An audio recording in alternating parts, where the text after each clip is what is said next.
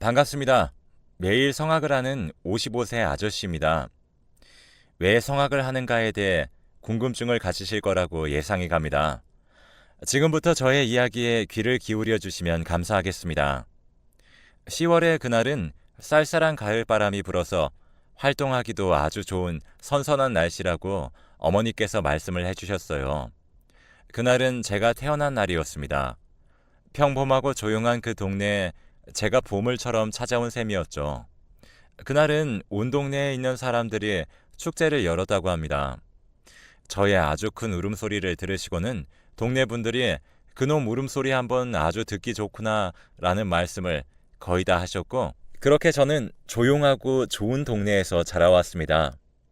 항상 뉴스에서 납치 사건, 살인 사건이나 성폭행 등 눈살이 찌푸려질 정도의 사건들이 나오면 항상 그것을 보면서 우리 동네는 정말 살기 좋고 오히려 뉴스에 나오는 동네가 다른 세계의 나라인 것처럼 느껴질 정도였습니다. 그렇게 초등학교라는 새로운 사회에 들어가서 새로운 친구들과 선생님과 함께 공부라는 새로운 문화를 접하기 시작하였습니다. 지금까지 저의 이야기를 들으셨을 때 무엇인가 조금 허전하지 않으셨나 싶습니다. 바로 아빠라는 존재가 없어서 그러셨을 걸로 예상이 됩니다.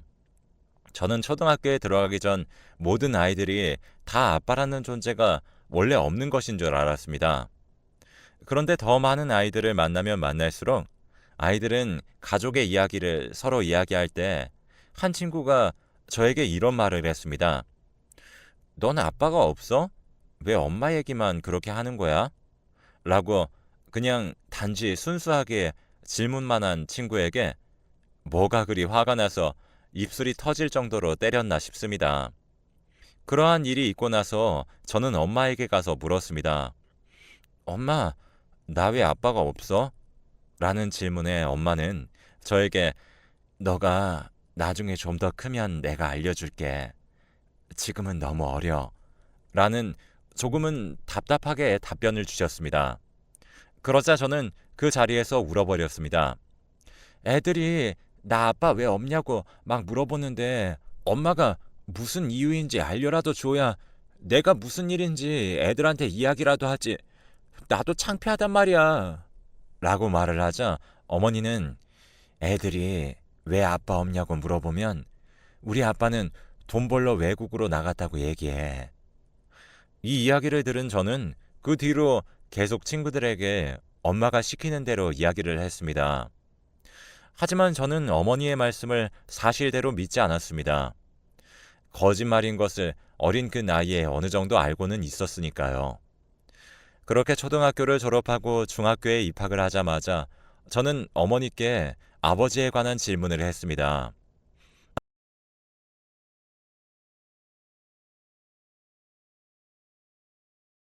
아, 나 이제 나이 좀 먹었으니까 아빠 왜 없는지, 지금 어디에 있는지, 아니다, 살아있기는 한 건지 좀 알려주면 안 돼? 이 말을 들은 어머니는 너가 고등학교 졸업하면 알려줄게 라는 말씀을 하셨습니다. 정말 많이 궁금했지만 좋은 이야기인 것 같진 않다는 느낌을 받아서 어머니의 말씀대로 고등학교를 졸업할 때까지 기다려야겠다고 다짐을 했습니다. 그렇게 평범하게 공부를 하고 친구들과 재미있는 중학교 생활을 마치고 졸업식을 앞두고 있던 날 친구들끼리 모여서 너네는 내일 졸업식에 누구 오시냐 라는 이야기가 나왔고 저는 당당하게 난 엄마만 오기로 했어. 너네는? 이라는 질문에 친구들은 아버지는 뭐 하시고 어머니만 오냐? 라고 저에게 되물었고 저는 초등학생 때 했던 것처럼 아빠는 일 때문에 바쁘셔서 지금 이 지역에 안 계셔 라는 말을 했더니 친구들 중 한 명이 갑자기 이 지역에 없는 게 아니라 이 세상에 없는 거 아니야? 라며 저를 비웃었습니다. 세상 그 어떤 욕이 저를 향해 날라와도 참을 수 있었지만 장난이든 욕이든 제 기분을 상하게 하는 말을 듣고는 정말 가만히 있을 수 없었습니다. 그래서 저는 결국 서러움이 폭발하였고 있는 힘껏 그 친구의 뺨을 주먹으로 내려쳤습니다. 너 지금 나한테 했던 말 다시 짓거려봐. 뭐라고 그런 거냐? 지금 아빠가 뭐? 어쩌고 어째? 너가 그럼 나한테 아빠는 졸업식에 왜 안 오냐는 질문에 내가 나 아빠 없어서 안 온다는 말을 하길 원했던 거야? 지금 너 맞으려고 일부러 작정한 거 맞지? 제가 그 친구를 때릴 때 주위 친구들은 저를 말리지 않았습니다. 그 친구가 충분히 맞을 짓을 했다고 생각했기 때문일까요? 결국 선생님이 오셔서 저를 말리셨고 그 결과 선생님께서 저희 어머니에게 이 사실을 알렸습니다. 지금까지 저에게 혼내신 적이 없던 어머니가 화를 내시는 것을 그날 처음 봤어서 몇 년이 지난 지금도 어머니의 말투와 목소리가 아직도 생생하게 기억이 납니다. 그래, 그 아이가 그런 식으로 이야기한 것은 정말 못된 행동이긴 해. 그렇다고, 그래서 너가 때리는 행동은 더 나쁜 행동인 걸 알고 있기는 하니? 어머니의 말씀에 저는 아무런 대꾸도 하지 않았습니다. 그러다가 갑자기 왜 내가 혼나고 있어야 되는지 그 나이에는 도무지 이해가 가지 않았고 이해를 하고 싶지도 않았던 것 같습니다. 결국 화가 너무 나버렸고 그래서 대체 나는 아빠가 없는 이유가 뭔데? 아니, 그리고 아빠가 죽었든 살았든 내 가족 욕하는데 어느 누가 가만히 있어? 우리 아빠가 욕먹을 짓을 하고 다니기라도 한 거야? 그리고 엄마는 내가 자식으로서 아빠가 어디 있는지 궁금해하는 게 당연한 거 아니냐고. 말 좀 해봐. 맨날 무슨 내가 나이가 어리다 고등학교 졸업하면 알려주겠다는 게 무슨 소용이고 무슨 상관이 있는데. 어차피 그때 알게 되나 지금 알게 되나 별다를 거 없는 거고. 엄마가 혹시 내가 아빠의 이야기를 듣고 충격받을까봐 걱정되어서 말을 안 하는지 모르겠는데 나는 지금 엄마의 태도가 더 충격적이야. 그러니까 얼른 말해줘. 사실 저는 이날 어머니에게 처음 대들었던 날이고 마음에도 없는 막말을 퍼부으며 제가 말하고도 후회를 한 그런 날이었습니다. 제가 이렇게 막말을 하고 나서 한참 동안 어머니는 말씀이 없으셨고 미안하다라는 말씀을 남기시고 집을 나가셨습니다. 제가 하루 종일 몇백 번 아버지의 행방에 대해서 물어봐도 대답을 해주지 않던 어머니가 그저 미웠습니다. 말씀을 해주시지 않자 그 비밀이 도대체 무엇인지 날이 가면 갈수록 더 궁금해졌고 결국 어머니에게 자식으로서 해서는 안 될 행동을 하고 말았습니다. 그날 그렇게 어머니가 집 밖으로 나가셨고 다시 집으로 들어오실 때까지 자지 않고 현관문에 서 있었습니다. 현관문에 있은 지 5시간 정도 지났을까? 드디어 들어오셨습니다. 진짜로 나한테 말씀 안 해주실 거예요? 대체 어떤 일이 있길래 하나뿐인 자식인 나한테까지 이렇게 말을 안 하는 거냐고. 심지어 어린 나이에 내가 무슨 잘못을 했길래 아빠가 외국에 있다는 거짓말까지 시킨 건데 나 엄마가 지금 이 자리에서 당장 얘기 안 해주면 나 이대로 죽어버릴 거야. 내가 진짜로 죽기 원하지 않는다면 당장 얘기해줘. 어머니는 저의 행동을 보고 충격을 먹으셨지만 그제서야 저의 방법이 통한 것 같았습니다. 그렇게 어머니와 저는 식탁에 마주보고 앉았고 그 밤에 어머니와 진지한 이야기를 나눴습니다. 지금부터 내가 하는 이야기 듣고 충격 먹지 않을 자신 있는 거지? 마음의 준비는 한 거지? 라는 질문을 저에게 5번이나 되물으셨고 저도 그에 맞춰 5번 대답을 했습니다. 너는 우리 동네에 좋은 사람들만 있다고 생각하지? 다들 인심 좋고 밝고 긍정적이라고 다 생각하는 거지. 아빠에 대해서 물어봤는데 어머니께서는 갑자기 우리 마을 사람들에 대해 물으시니 이게 도대체 뭔 말인가 싶었습니다. 아니 엄마, 나는 지금 아빠 이야기에 대해 물어보는 건데 대체 왜 우리 동네 사람들 이야기를 갑자기 하는 거야? 저의 말을 들은 어머니는 무시를 하시고 하시던 말씀을 이어나갔습니다. 너가 태어나기 전에는 아주 시끄럽고 난폭한 그런 동네였어. 너가 상상하기 힘들겠지만 여기 납치 사건도 살인 사건도 폭행 사건 등 안 좋은 사건이란 사건은 다 일어났던 곳이야. 그래서 이사 온 지 2주도 안 되어서 다른 곳을 찾아서 나간 사람들 완전 많아. 무슨 사건만 일어났다고 하면 어린아이, 어르신 할 것들 없이 그냥 무슨 사건에 휘말리고 난리도 아니었어. 매일매일이 시끄러웠고 경찰이 왔다 갔다 거려서 어수선하고 낮보다 새벽에는 더했어. 그래서 잠도 제대로 못 잤지. 너가 그리 궁금했던 아빠는 공장에 다니는 평범한 사람이었지만 항상 집에만 오면 노래 부르는 것을 좋아해서 성악가처럼 노래도 배워서 근사하게 부르고 흥도 많았어.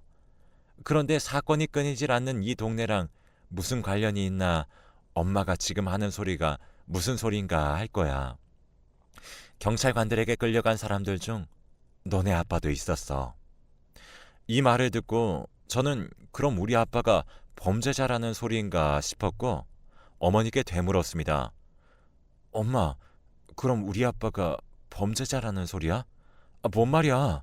그러자 어머니께서 차라리 너네 아빠가 범인이었으면 난 억울하지도 않아 라는 말씀을 하셨고 더 이해가 안 갔습니다.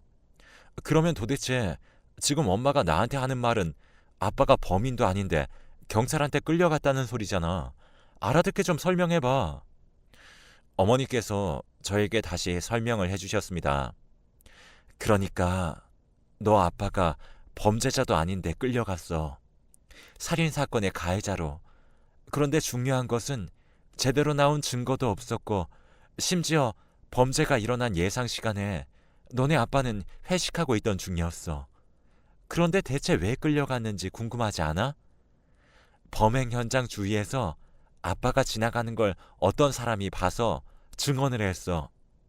그런데 그 사람의 증언보다 회식을 같이 한 사람들이 같이 술 먹었다고 말만 해주면 되는 일이었는데 무슨 이유 때문인지 같이 회식을 한 사람들이 입을 다 닫더라고. 그 사람들 찾아가서 제발 증언 좀 해달라고 무릎도 꿇어보고 소리도 쳐보고 울어도 봤는데 그 사람들은 돈을 받아 먹은 건지 진짜 그냥 집으로 돌아가라는 소리만 했어. 그래서 내가 그렇게 몇 달을 찾아가서 사정사정을 했지만 소용이 없었고 결국 너네 아빠는 교도소에 들어가고 말았어. 교도소에 들어가서 엄마랑 면회를 잠깐 했는데 자기는 아니라고 펑펑 울더라. 너네 아빠 그렇게 쉽게 우는 사람 아니야. 그런데 그렇게까지 울은 게 아직도 생각하면 너무 화가 난다. 근데 또 웃긴 건 재판을 봤는데 너네 아빠가 자기가 그랬다고 이야기를 하더라. 너는 또 이게 무슨 소린가 하겠지만 재판에서 판결 나오고 교도소에서 몇 달 살지도 못하고 갑자기 너네 아빠가 죽었다는 연락을 받았어. 그 교도소에 같이 수감 중이던 다른 사람이 나중에 나왔을 때 엄마한테 와서 이야기해 주더라고. 당신 남편 경찰들한테 맞아서 죽은 거라고. 그 얘기를 듣는데 생전 태어나서 처음 겪어보는 감정이었어. 경찰들한테 화도 났는데 가진 거라고는 아무것도 없는 내가 힘이 있는 경찰들에게 덤벼서 뭐하나 싶은 그런 허탈감도 들고 그래서 몇 날 며칠을 울면서 살아왔어. 나중에 신문에서 내 남편 누명 씌워서 범죄자 만들어 놓고는 정작 그 경찰들은 진급을 했더라고. 그 신문을 보고 더 우울해지더라. 내가 인생에 무슨 죄를 지었길래 이러한 일을 겪은 것인지 그렇게 우울한 날들 보내다가 중간에 갑자기 너를 임신을 하게 된 거야. 내 옆에는 남편이 없으니까 자식이라도 잘 키우자라는 생각으로 너 지금까지 열심히 키운 거야. 솔직히 돈만 아니었으면 너네 아빠 지금쯤 완전 잘 나가는 성악까지 않았을까 싶어. 에휴, 지금 와서 그 사람도 없는데 무슨 이런 이야기를 하냐. 엄마가 미안해. 괜히 쓸데없이 감춰서 이제야 좀 궁금증이 풀려? 저의 궁금증은 풀렸지만 엄마의 목소리가 제가 생전 들어본 적 없는 목소리였습니다. 그때만 생각하면 되게 분하셨던 것 같은 느낌이 들었습니다. 그런 느낌을 받음과 동시에 어머니께 죄송하다는 생각이 들었습니다. 나의 궁금증은 풀렸지만 오히려 어머니의 좋지 않은 기억을 꺼내게 만들었기 때문입니다. 엄마, 안 좋은 기억을 꺼내게 해서 미안해요. 나는 그저 아빠가 어디 있는지 그냥 단지 궁금하기만 했고 엄마의 기분을 안 좋게 만들려는 의도는 절대 아니었다는 것만 알아줬으면 좋겠어. 그리고 나에게 솔직하게 다 얘기해줘서 고마워. 저는 처음으로 나의 아버지에 대한 진실된 이야기를 들었고 혼자 그 일을 견뎌온 어머니가 신기하다는 생각이 들었습니다. 나는 한 번도 본 적 없는 아빠지만 어머니께 아빠란 사랑하는 사람이 있다가 없어지는 것이니까 그 허전함을 겪어보지 않고는 아무도 느낄 수 없다고 생각을 했습니다. 그래서 저는 물론 돈으로 엄마를 호강시켜 드리는 것도 좋지만 어머니에게 조금이나마 아빠의 기억을 떠올리게 만들어 드리고 싶었습니다. 어머니에게 엄마는 혼자가 아니라는 말씀을 전하고 싶었지만 한마디의 말보다 조금 더 좋은 방법이 없을까 생각을 하던 중 아버지가 성악가처럼 노래를 부르시고 흥이 많으셨다는 것이 생각이 났습니다. 그래서 어머니께 아빠의 이야기를 들은 이후에 저는 계속 학교 친구들 중에 노래 잘하는 친구에게 가르쳐 달라고 하며 노래를 잘 부르는 방법을 터득하였습니다. 그래도 친구에게 배우는 것은 한계가 있다고 느꼈고 어머니에게 학원을 다니고 싶다는 말을 하기엔 돈 걱정을 하실까봐 하지 못하였습니다. 그래서 낮에는 공부를 하고 밤에는 알바를 하고 친구들과 놀 시간에 한 푼 더 벌어서 어머니한테 얼른 성악하는 모습을 보여드려서 저의 모습에서 아버지의 모습이 보이길 원했습니다.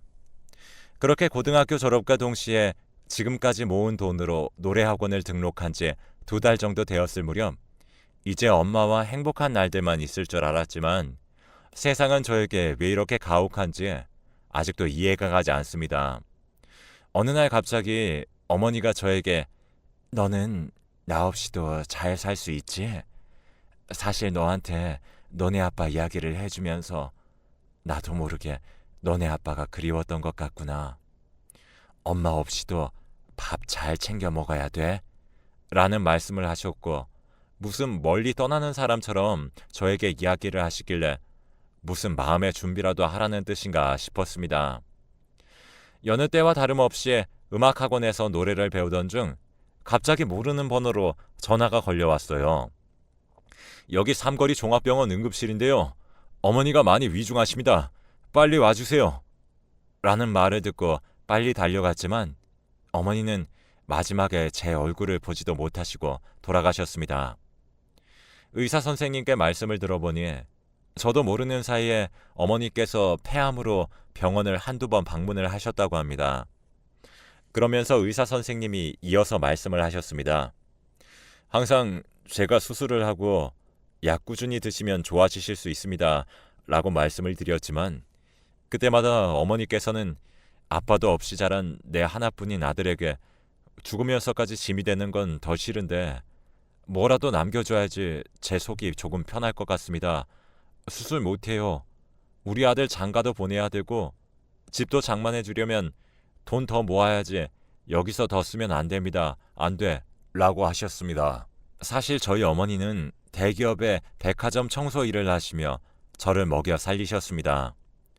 화장실 청소는 물론 흡연실 청소 등 락스와 간접 흡연에 많이 노출된 상태로 10년을 넘게 근무를 하셨습니다. 결국 저는 어머니에게 아무것도 못해드리고 어머니는 제 곁을 떠나고 말았습니다.